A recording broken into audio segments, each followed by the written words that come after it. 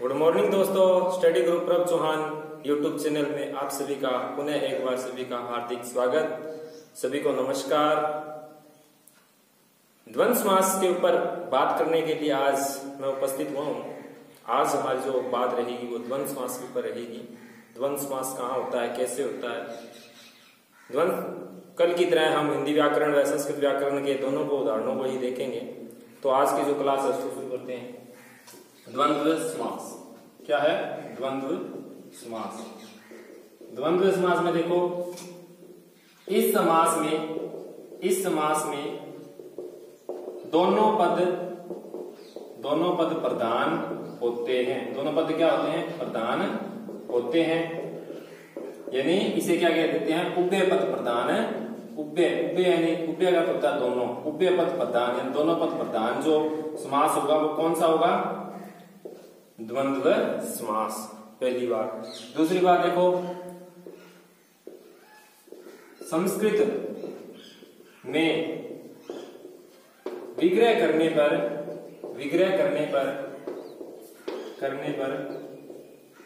च शब्द प्रयुक्त होता है। च शब्द प्रयुक्त होता है। और हिंदी में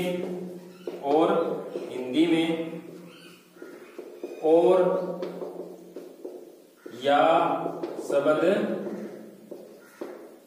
प्रयुक्त होते हैं। ठीक है, प्रयुक्त होते हैं। संस्कृत में तो च सुनाई देगा क्या? च शब्द। और हिंदी में और या शब्द होंगे। ठीक है। तीसरी बात देखो, द्वंद्व समास में संस्कृत की बात कर रहा हूं। संस्कृत जो व्याकरण है उसके अंदर, संस्कृत व्याकरण में द्वंद्व समास में समस्त जो पद होता है, समस्त पद वो द्विवचन या बहुवचन में होता है। ठीक है, क्या होता है? संस्कृत में द्वंद्व समास में समस्त पद जो होगा वो क्या होगा? समस्त पद है वो द्विवचन या बहुवचन में होता है। ठीक है, किसमें होगा? द्विवचन और बहुवचन में प्रयुक्त होगा। इस चीज का ध्यान रखें। देखो, जैसे अब इसमें देखते हैं अपन, हिंदी में हम देख सकते हैं कि इस समास में, हिंदी की बात करूं, इस समास में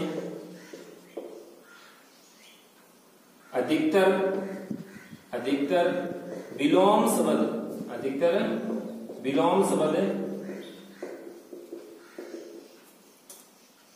होते हैं। एक दूसरे के विलोम होंगे। ठीक है, उदाहरणों को दोनों को देखेंगे, संस्कृत व्याकरण के उदाहरणों को देखेंगे और हिंदी व्याकरण के उदाहरणों को हम साथ में देखेंगे। इसके बाद में देखो, आप देखते हैं उभय पद प्रधान कैसे। जैसे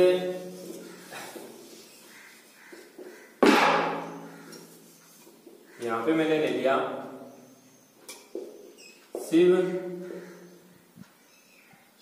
शिवश्च केशवश्च। एक तो शिव है और एक केशव है। दोनों क्या है? वन को जाते हैं। तो शिव अलग जा रहा है, केशव अलग जा रहे हैं ना, दो जने जा रहे हैं। तो शिवश्च केशवश्च क्या बन जाएगा? शिव और केशव। अब यहाँ पे देखो, एक तो शिव है, एक क्या है? केशव है। तो दो है। तो अब हम क्या है? द्विवचन का प्रयोग करेंगे। जैसे क्या है, अगर हमें ये जो शब्द है ये देखना है पुल्लिंग है, स्त्रीलिंग है या नपुंसकलिंग है। ठीक है, हिंदी में दो लिंग होते हैं, पुल्लिंग और स्त्रीलिंग। लेकिन स्त्रीलिंग में संस्कृत के अंदर 3 लिंग होते हैं, नपुंसक लिंग और होता है। ठीक है, तो यहाँ पे देखना है कौन सा लिंग है, उस लिंग के हिसाब से जो आगे कितने पद हैं उसको उसके हिसाब से कर देंगे। तो केशव जो है पुल्लिंग है, तो क्या है? राम जो रूप होता है द्विवचन में क्या बनता है? राम है, रामौ। उसी प्रकार से केशव है, केशवौ। दो है तो केशवौ हो जाएगा। क्या हो जाएगा? केशवौ। शिव है, केशवौ। ठीक है, इसी प्रकार से 3 हो तो शिवश्च, केशवश्च, मोहिनश्च। क्या है? मोहिनश्च। तो यहाँ भी देखो आप क्या है? शिवश्च केशवश्च मोहिनश्च। तो क्या हो जाएगा? शिव केशव।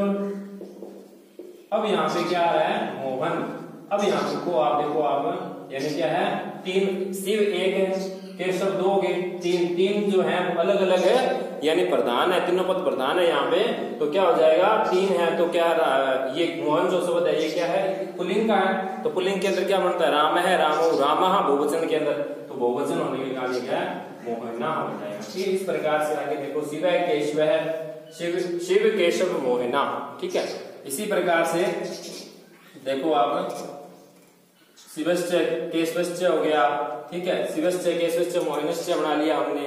इसी प्रकार से हम अन्य उदाहरण बना सकते हैं, जैसे देखो ले लिया हमने, हरीश्च, हरीश्च केशवश्च, हरीश्च हरश्च, हरश्च। हरि यानी विष्णु भगवान होते हैं, हरि का अर्थ, हर का अर्थ क्या होता है, महादेव। तो यानी क्या बन जाएगा, हरि हरौ, हरि हरौ। ठीक है, इसी प्रकार से हरि हरौ बन जाएगा।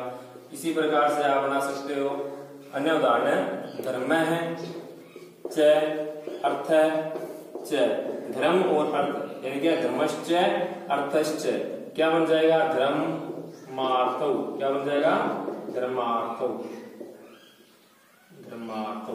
ठीक है, इसी प्रकार से धर्म और अर्थ, ठीक है, दोनों अलग अलग, दोनों पद प्रधान है, और क्या हो जाएगा, धर्मार्थौ बन जाएगा। इसी प्रकार से आप देख सकते हो, धर्मार्थ हो गया। अन्य उदाहरण देख लो, हेमंतश्च, हेमंतश्च शिशिरश्च, शिशिरश्च वसंतश्च, वसंतश्च।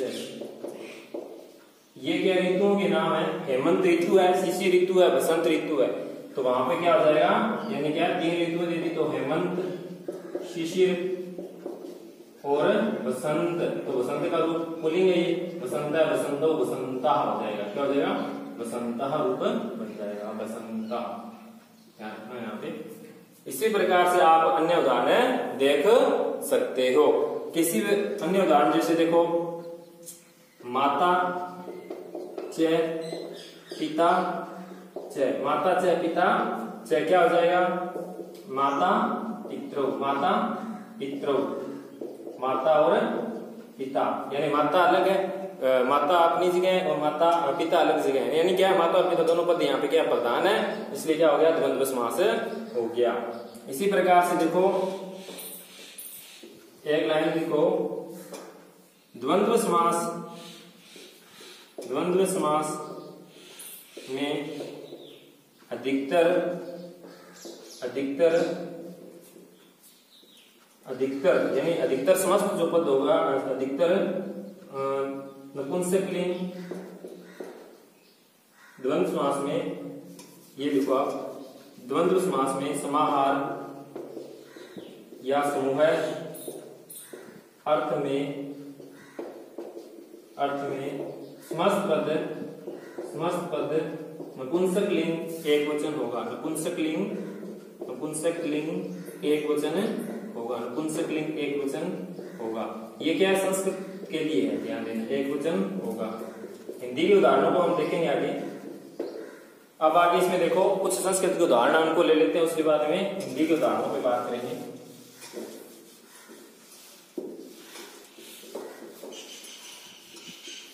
देखो, द्वंद्व समास में समाहार समूह अर्थ में समस्त पद क्या है, नपुंसकलिंग एक वचन होता है। जैसे मैंने कह दिया, पानी पादम, पानी पादम। अब यहाँ पे क्या है, पानी यानी यहाँ पे क्या है, पानी शब्द है, क्या है, पानी, पानी, पानी का अर्थ होता है हाथ, क्या है, हाथ। हाथ कितने हैं, दो हैं, तो यहाँ पानी जो रूप है वो हरि की तरह चलेगा, हरि हरि ऐसे होता है। तो पानी का क्या हो जाएगा, पानी, यहाँ पे दो हाथ होने के कारण क्या है, द्विवचन का रूप आ गया, पानी च। अब क्या है, पैर, पैर को बोलते हैं पाद, तो दो हो जाएंगे, पाद है, पादौ हो जाएगा, क्या हो जाएगा, पादौ।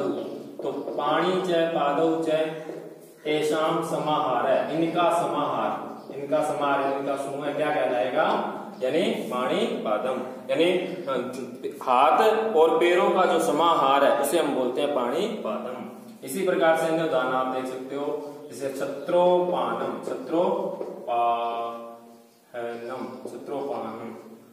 तो इसमें क्या है, छत्र च उपानत च, उपानच्च एषाम समाहारः, एनियो समाहारः, एनियो समाहारः।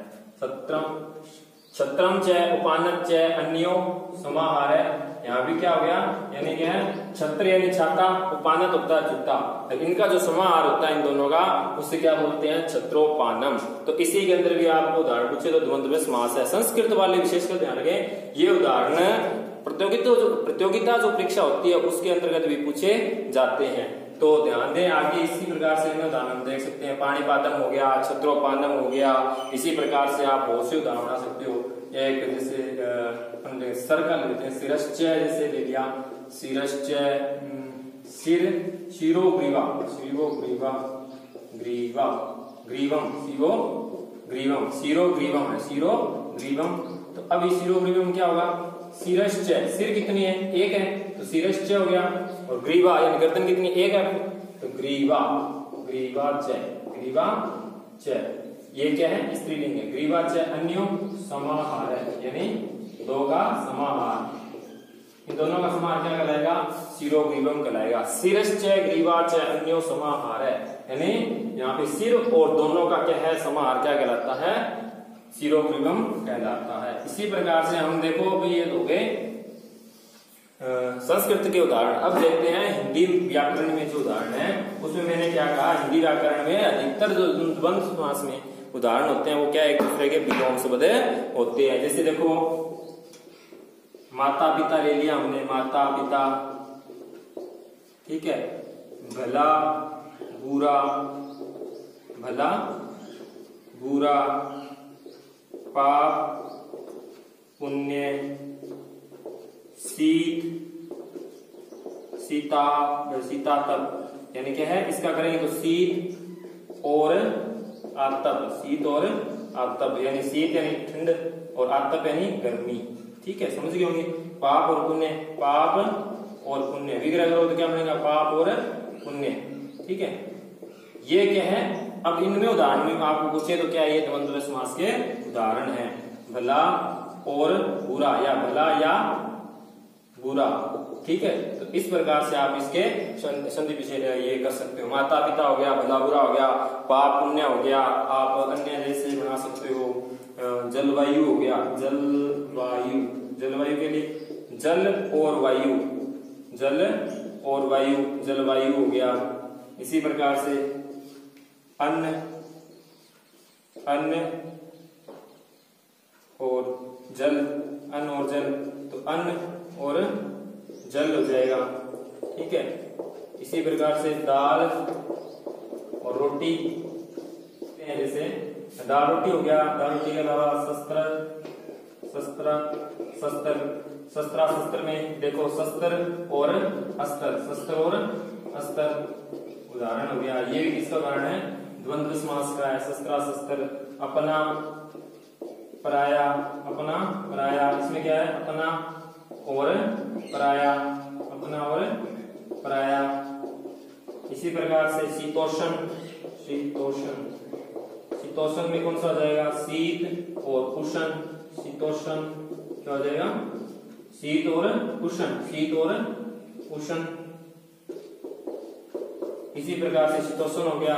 अन्य सुर, सुरासुर, सुरासुर, सुरासुर में क्या हो जाएगा, सुर और असुर, सुर और असुर। इसी प्रकार से आप बना सकते हो धर्म, धर्म और अधर्म, धर्म और अधर्म क्या बन जाएगा, धर्मा, धर्मा धर्म, धर्मा धर्म, ठीक है, धर्मा धर्म बन जाएगा ये, ठीक है। इसी प्रकार से बहुत से उदाहरण है। द्वंद्व समास हमारा आज क्लियर हो गया है। इसके बाद में हम कल की जो क्लास रहेगी वो उसके ऊपर हम कारक पे बात करना चाहते हैं। कारक का एक पार्ट पहले आ चुका है। सबसे पहले हमने जो वीडियो बनाई थी वो कारक के ऊपर ही बनाई थी, तो प्लीज उस वीडियो को जरूर देखें। उसके बाद में हम कारक की परिभाषा उसमें हमने देखी है और सामान्य कारक का जो परिचय है उसके बारे में उस वीडियो में देखा है हमने। कारक के भेदों के बारे में भी उसमें हमने बात की है और कारक के जो भेद हैं उनका सामान्य परिचय हम एक अलग से वीडियो लेकर के आएंगे। हंसते रहिए, मुस्कुराते रहिए, लॉकडाउन के नियमों का पालन कीजिए, घर पर रहें, सुरक्षित रहें, नारी का सम्मान कीजिए, बड़ों का आदर दीजिए। जय हिंद।